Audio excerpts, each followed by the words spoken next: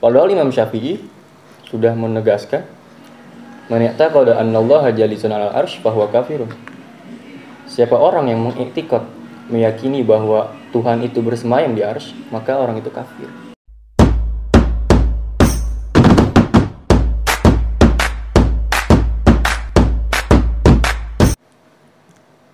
Assalamualaikum warahmatullahi wabarakatuh. Waalaikumsalam. Puja puji syukur kehadirat Allah Subhanahu wa taala yang telah memberikan kita beribu-ribu nikmat, beribu rahmat, beribu-ribu jutaan nikmat yang telah Allah berikan kepada kita. Salawat berserta salam berselimutkan kasih sayang dan rasa rindu kepada Nabi Agung Nabi besar Muhammad sallallahu alaihi wasallam. Kembali lagi di channel kita, channel Stefan Bahtiar, channelnya para santri. Stefan BCH. Salah. Stefan bocah. Ya. Kali ini kita kedatangan tamu nih Bang. Bang Haidar Bakir bin Salim. Bukan bin, itu kepanjangan. Oh, kepanjangan. Iya. Muhammad Haidar Bakir Salim. Iya, benar. Abang sendiri dah nih yang memperkenalkan diri. Baik, Assalamualaikum warahmatullahi wabarakatuh. Waalaikumsalam. Perkenalkan, nama saya Muhammad Haidar Bakir Salim dari Jakarta Timur, tepatnya Kampung Rambutan. Terminal. Ya, saya diundang ke sini karena dua orang ini, karena sama-sama teman saya. Sebenarnya saya nggak pantas duduk di sini tuh, karena abang-abang ini yang lebih pantas seharusnya. Cuma ya nurutin permintaan teman aja. Itu saja mungkin. Mondok udah berapa lama nih Bang? Mondok mau 6 tahun. Mau lulus aliyah lah. Udah kayak Lagi SD. ujian nih sekarang. Kenapa sih Bang nih kita nih kan sebagai santri nih kenapa sih kita harus mondok? Kenapa harus kita orang nih harus jadi santri gitu loh? Apakah wajib jadi santri gitu? Kalau ngomongin kenapa harus jadi santri, itu harusnya balik ke orang tua kita masing-masing yang mau mondokin anaknya atau enggak. Soalnya kalau dilihat harus jadi santri apa enggak, harus mondok apa enggak,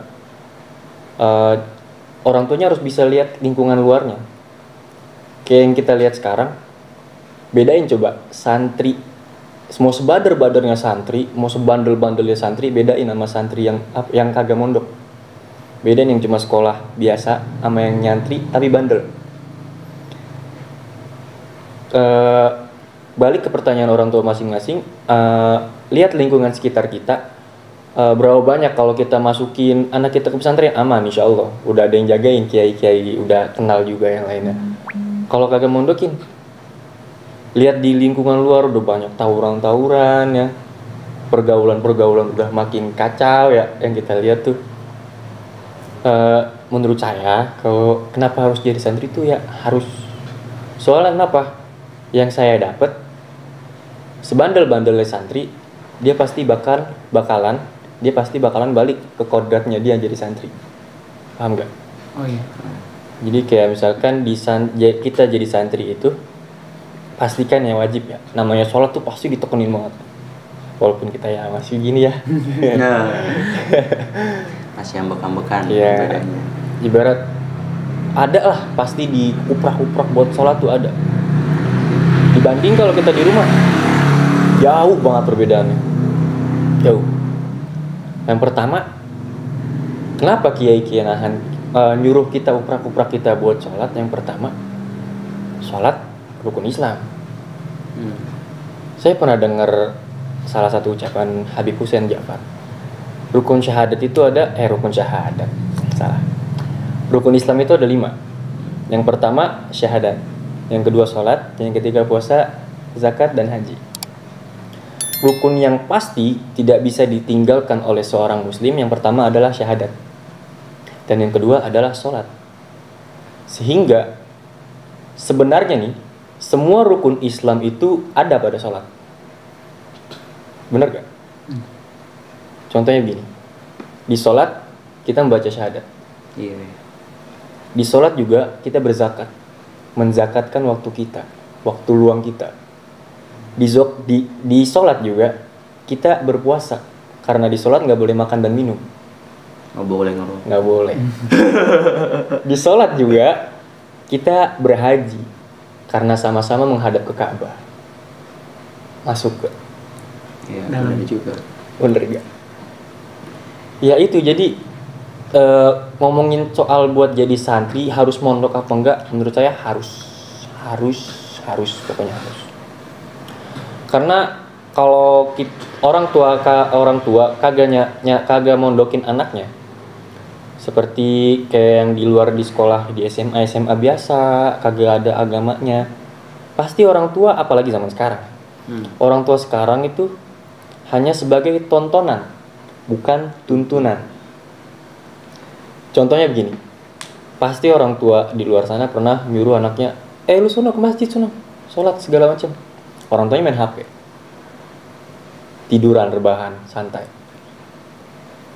Hanya sebagai tontonan doang.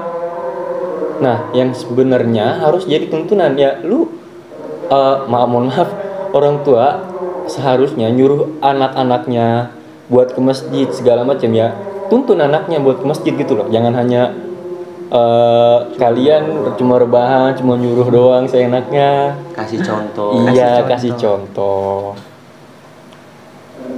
Wajib lah pokoknya jadi santri mah. Sebandel-bandelnya santri pasti balik ke kodratnya jadi santri. Dia pasti inget pelajarannya pas menjadi santri. Jadi ada pernah orang ngomong gini, kalau pengen bader aja sekalian, kalau pengen pinter aja sekalian, jangan di tengah-tengah. Karena kebanyakan orang sukses itu yang bader bener, terus pinter bener. Jarang yang setengah-setengah ya. Setengah ya bener. Apalagi kan untuk santri-santri nih yang ngaji iya tapi bandel iya. Ngajinya iya, sholatnya iya, maksiatnya juga iya. Gimana nih? Sebenarnya kita santri kan ya, yang kita harapin apa sih mondok tuh? Ilmu iya jelas. Cuma menurut gue pribadi, yang paling utama kita mondok itu ngalap berkahnya kiai. Sebader apapun lu di pondok, mau semales apapun lu di pondok, kalau kiai lu udah ridho, dunia kalah. Mau lu apaan pasti dikasih sama lu. Ya intinya mah kalau mau bener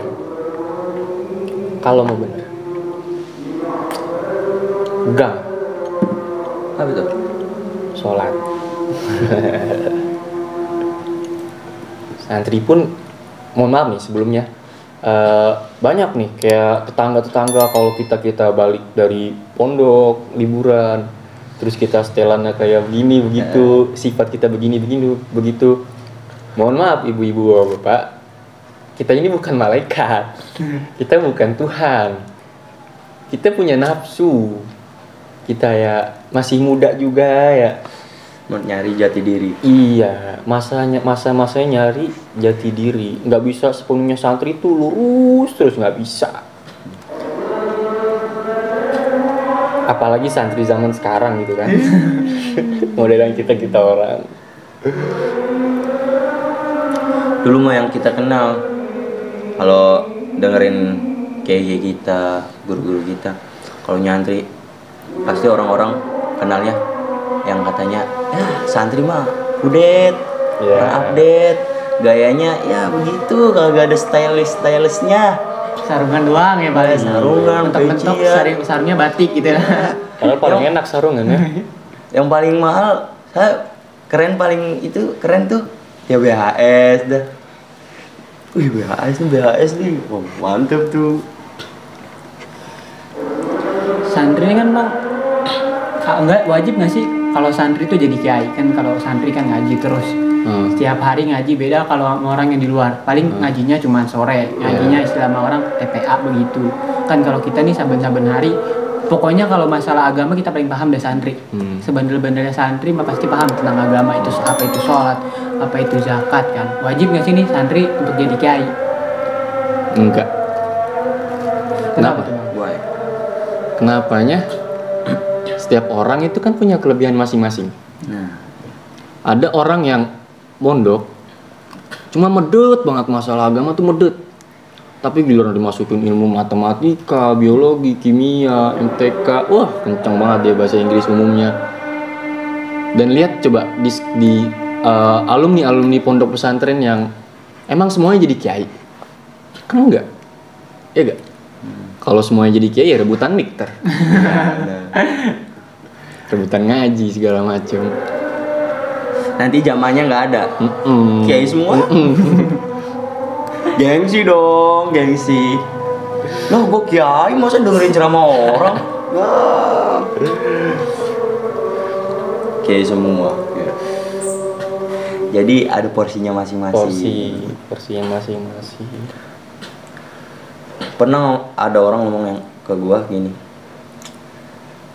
kita tuh jadi kiai tuh emang harus. Dalam artian bukan, kan kebanyakan orang tuh kiai, ustadz, ya ulama, habaib itu ya harus megang mic di depan panggung, ceramah, melanglang buana kesono kemari kan, padet pokoknya jadwalnya, kan kebanyakan orang begitu. Iya. Tapi menurut orang ini yang ngomong ke gua, kita jadi tukang bangunan juga jadi kiai di situ. Ya ceramah di situ, ya ngasih contoh yang baik. Gimana kita sih kehidupan santri kita? Gimana gitu? Ya contohnya di situ. Ya jadi panutan di situ. Ya istilahnya kita jadi kiai di bangunan itu, tukang bangunan itu tuh ya kita kiainya. Nggak harus megang mic, nggak harus tampil di panggung. Leader lah ibarat Iya, leader ya. benar. Yang mengenalkan Tuhan.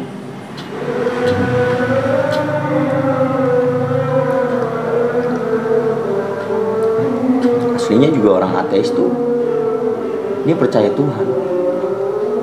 Gimana ceritanya itu?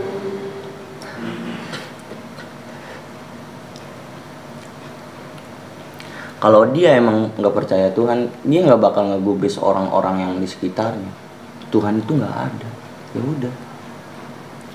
Seharusnya kalau dia emang nggak percaya Tuhan, ya sudah, nggak harus memberikan fakta-fakta emang Tuhan tuh nggak ada. Kalau dia emang benar-benar percaya Tuhan tuh nggak ada, dia nggak harus mencari fakta-fakta Tuhan nggak ada. Berarti sebenarnya dia nggak yakin kan Iya, atas nggak yakin. ketidakadaan Tuhan tersebut. Iya. Kalau emang dia yakin dia nggak bakal nyari. Seperti ada perkataan, ada yang mengatakan, man arafa nafsah faqad arafa rabbah. Siapa orang yang telah mengenal dirinya sendiri, maka sungguh dia telah mengenal Tuhan. Jadi sebenarnya kalau urusan ngomong Tuhan, ente yakin gak nih ada Tuhan dalam diri ente? Ente benahin diri dulu dah. Lu tahu gak lu diri lu ini siapa?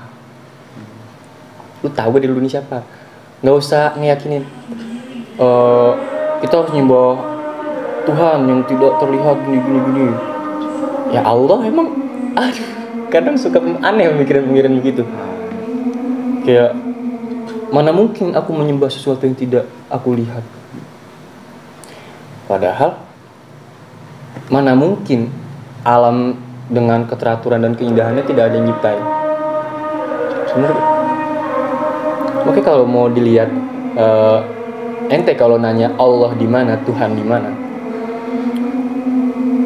Jawabannya itu Allah maujud bila makan.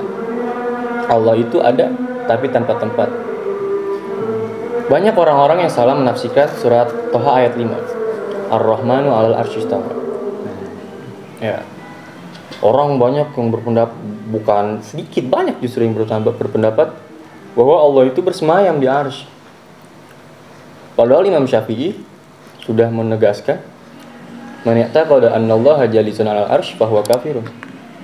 Siapa orang yang mengiktikad, meyakini bahwa Tuhan itu bersemayam di arsy, maka orang itu kafir.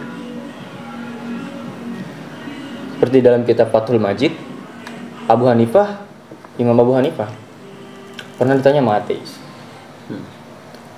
Aina Allah?